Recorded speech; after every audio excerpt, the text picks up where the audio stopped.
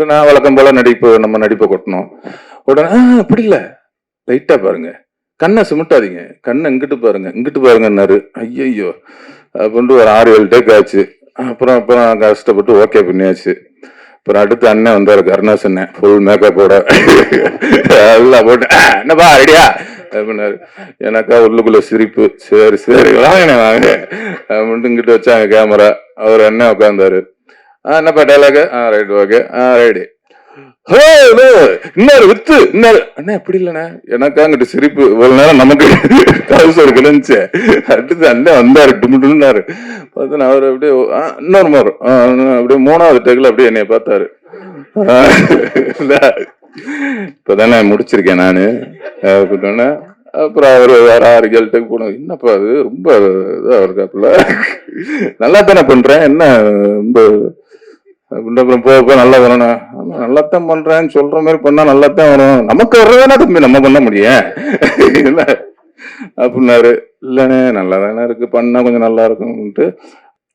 அதெல்லாம் முடிஞ்சதுக்கு அப்புறம் டப்பிங் பேசினாங்க. டப்பிங்ல இப்ப கரெக்டா என்னைய தான் ஃபர்ஸ்ட் கூப்பிட்டாங்க. அதே மாதிரி டப்பிங்ல நான் வேற முத சென்னை ஸ்லாங் பேசிருக்கேன்.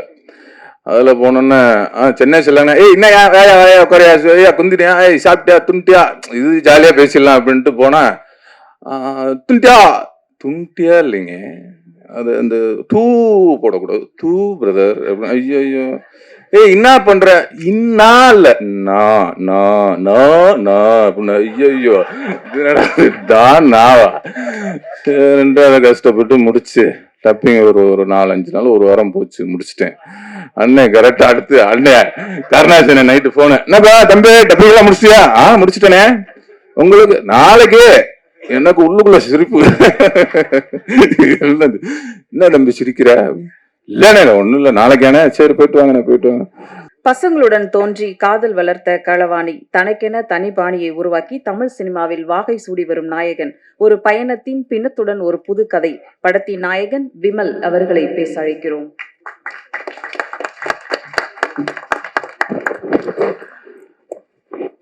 எல்லாருக்கும் வணக்கம். பத்திரிகை, தொலைக்காட்சி, ஊடக நண்பர்கள் அனைவருக்கும் வணக்கம். இந்த மேடையில வந்து அமர்ந்திருக்கும் புது இயக்குனர் ராதா ராதா இயக்குனர், ஜேபிபி இயக்குனர்.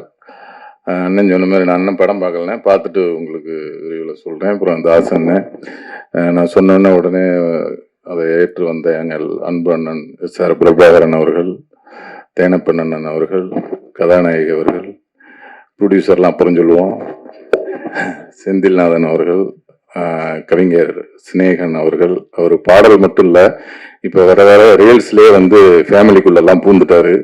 எங்க வீட்டுல என் ஒய்ஃபு, பையன் எல்லாம் அவங்க ரீல்ஸ் தான் பார்த்துக்கிட்டே இருக்கிறாங்க. அந்த அளவுக்கு வந்து ஃபேமிலியோட ரொம்ப நெருக்கமா இருக்கு. அவங்க போடுற ரீல்ஸும் ஒண்ணுமே ஒரு கைத்துவமாகவும் ஒரு நல்ல கண்டென்ட்டாவே தேர்ந்தெடுத்து போடுறாங்க. சூப்பர், வாழ்த்துக்கள். அடுத்து மாமா ரோபோ சங்கர் மாமா அவர்கள் கூப்பிடலனாலும் வந்துடுறாரு, ஏன்னா அவர் வீட்டு ஃபங்க்ஷன், அதனால மாமா அவர்களுக்கு வாழ்த்துக்கள். அப்புறம் வந்து நம்ம கோவில் பங்காளி, இந்த நேரத்துல வந்து நம்ம தாம் பங்காளி, கோவில் பங்காளி, அவங்க வந்து இந்த படத்துல நான் நடிக்கிறதுக்கு அவங்க வந்து ஒரு முக்கியமான காரணம். ஏன்னா இந்த படத்துல வந்து முதல்ல பிள்ளையார் சொல்லி போட்டது அவங்க வீட்டில தான். சுந்தர் பங்காளி வந்து இது மாதிரி உடனே வாங்க ஒரு சும்மா பேசுவோம் அப்படின்னு சொல்லி கூப்பிட்டாங்க. அங்க போனா அவங்க 3 பேர் இருந்தாங்க.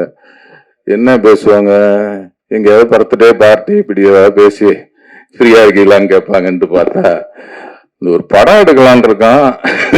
என்ன கருணாசனை நடிக்கிறாரு, கொஞ்சம் கதையை கேட்குறீங்க, அட என்ன உடனே கேட்போம் அப்படின்னா உடனே டைரக்டருக்கு ஃபோன் பண்ணி கூப்பிட்டாங்க. அடுத்த நாள் இந்த கதையை கேட்டோம். அதனால அந்த படம் வந்து உருவானதே தாம் பங்காளி வீட்டில் தான். அதுக்கப்புறம் வந்து டைரக்டர் வந்தார், கதை சொன்னார், ரொம்ப பிடிச்சி போச்சு. அப்புறம்தான் வந்து ப்ரொடியூசரே நான் மீட் பண்ணோம்.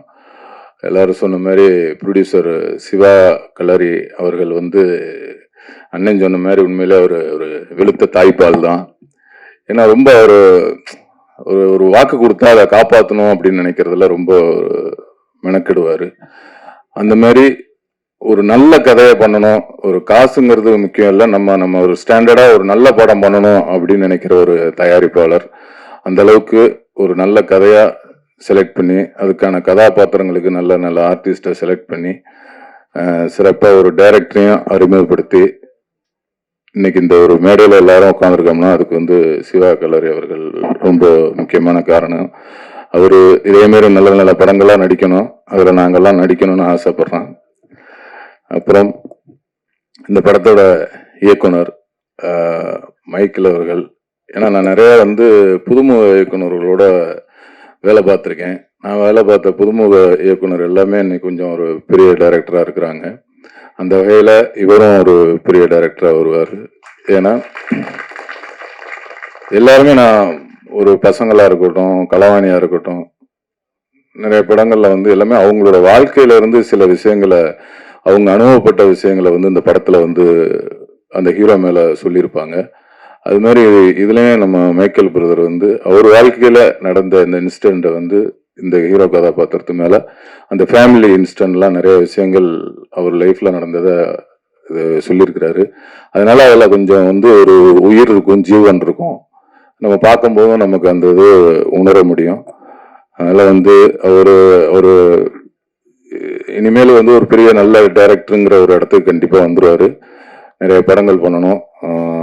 அம்மா, ஏன்னா அவங்க குடும்பம் வந்து ரொம்ப அருமையான ஒரு அழகான குடும்பம். அவங்க ஃபேமிலியெல்லாம் ஷூட்டிங் ஸ்பாட்டுக்கு வருவாங்க. அம்மாவாக இருக்கட்டும், அவங்க சிஸ்டர்ஸ், அப்புறம் அவங்க ஒய்ஃபு, பசங்க எல்லாமே வந்தாங்கன்னா ஒரு குடும்பம்னா ஒரு ஒரு கூட்டாக ஒரு ஜாலியாக அது ஒரு வித்தியாசமான ஒரு குடும்பமாக ஒரு அன்பாக நல்லா இருக்கு. அவங்க குடும்பத்தை பார்க்கறதுக்கு ரொம்ப பிடிக்குது. நல்ல அருமையான குடும்பம். இந்த குடும்பம் ரொம்ப வந்து சந்தோஷமா இருக்கணும்னு இந்த நேரத்தில் இறைவனை வேண்டிக்கிறேன். அப்புறம் அந்த படத்தோட இசையமைப்பாளர் ரகுநந்தன் அண்ணன் அவர்கள், இது 4வது படம் எங்களுக்கு. அவர் சொன்ன மாதிரி இந்த 4 படமே 4 டிஃப்ரெண்ட்டாக இருக்கும். பாடல்களும் ரொம்ப அருமையாக அவர் மெலோடிகள் போட்டிருக்காங்க. இந்த படமும் ஒரு வெற்றி பட வரிசையில் அவருக்கும் எனக்கும் அமையணும்னு நம்புகிறோம்.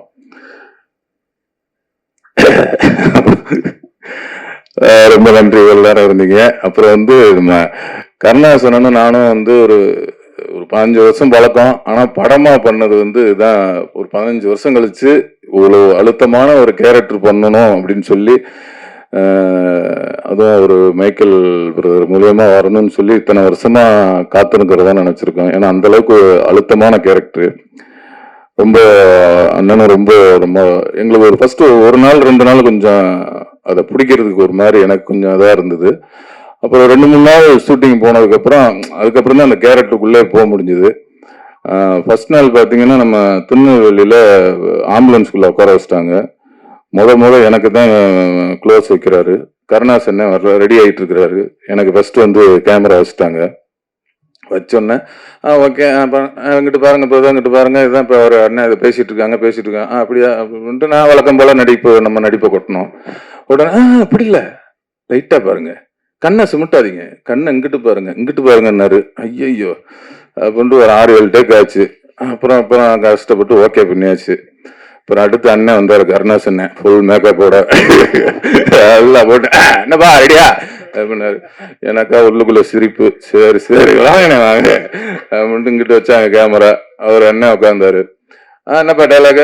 ரைட், ஓகே, ரைடு, இன்னொரு வித்து இன்னொரு அண்ணா அப்படி இல்லைண்ணா. எனக்கா அங்கிட்ட சிரிப்பு. இவ்வளவு நேரம் நமக்கு கவுசர் கிளம்பிச்சு. அடுத்து அண்ணன் வந்தாரு, டுமுன்னாரு. பார்த்தா அவர் அப்படியே இன்னொரு மாதிரி அப்படியே 3வது டேக்கில் அப்படியே என்னைய பார்த்தாரு. இப்பதானே முடிச்சிருக்கேன் நானு அப்படின்னா.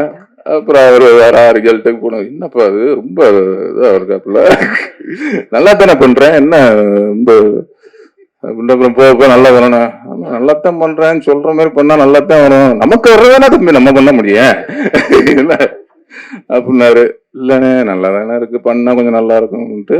அப்புறம் அவரும் 2 நாளைக்கு அப்புறம் இந்த 2 நாள் இந்த ஒரு மாதிரி கஷ்டம் இருந்தது. அதுக்கப்புறம் 3வது நாள்ல இருந்து அந்த டைரக்டர் என்ன நினைப்பாருன்னு எனக்கும் புரிஞ்சிருச்சு, அண்ணனுக்கும் புரிஞ்சிருச்சு. ரெடின்ட்டு அதுக்கப்புறம் டக்குன்னு போயிருச்சு. அதெல்லாம் முடிஞ்சதுக்கு அப்புறம் டப்பிங் பேசினாங்க. டப்பிங்ல இப்போ கரெக்டாக என்னைய தான் ஃபர்ஸ்ட் கூப்பிட்டாங்க. அதே மாதிரி டப்பிங்ல நான் வேற முத சென்னை ஸ்லாங் பேசியிருக்கேன். அதில் போனோன்னே சென்னை ஸ்லாங், என்னையா வேயா உட்காரியா குந்திட்டியா, சாப்பிட்டியா துண்டியா, இது ஜாலியாக பேசிடலாம் அப்படின்ட்டு போனா துண்டியா இல்லைங்க, அது அந்த தூ போடக்கூடாது. தூ பிரதர் அப்படின்னு. ஐயோ ஐயோ, ஏய் என்ன பண்ற? இன்னா இல்ல, நான் நான் நான் நான் அப்படின்னு. ஐயோ, இது என்னடா இது? தான் நாவா? சரின்ட்டு அதை கஷ்டப்பட்டு முடிச்சு டப்பிங் ஒரு 4-5 நாள், ஒரு வாரம் போச்சு, முடிச்சிட்டேன். அண்ணன் கரெக்டா அடுத்து அண்ணன் கருணாசன நைட்டு போன, என்னப்பா தம்பி டப்பிங் எல்லாம் முடிச்சிட்டியா? முடிச்சிட்டனே. உங்களுக்கு நாளைக்கு எனக்கு உள்ளுக்குள்ள சிரிப்பு. என்னது? என்ன தம்பி சிரிக்கிற? இல்லண்ணே ஒண்ணும் இல்ல, நாளைக்கானே. சரி போயிட்டு வாங்க, போயிட்டு வாங்க. தம்பி நீ நினைக்கிற மாதிரி இல்ல, நான் ட்ராக் வைஸ் பேசி வைக்க சொல்லிட்டேன். போன அந்த பேசுறத பார்த்து பேசி விட்டுருவேன் அப்படின்ட்டு அண்ணன் ஒரு ஐடியா பண்ணி ஃபர்ஸ்ட் பேச வச்சுக்க சொல்லிட்டாரு டைரக்டர். அதுக்கப்புறம் ஈஸியா போய் ஒரு அண்ணன் பேசி விட்டாரு. அதே அந்த அனுபவங்கிறது. காக்கி அவரும் காக்கி போட்டிருக்காரு.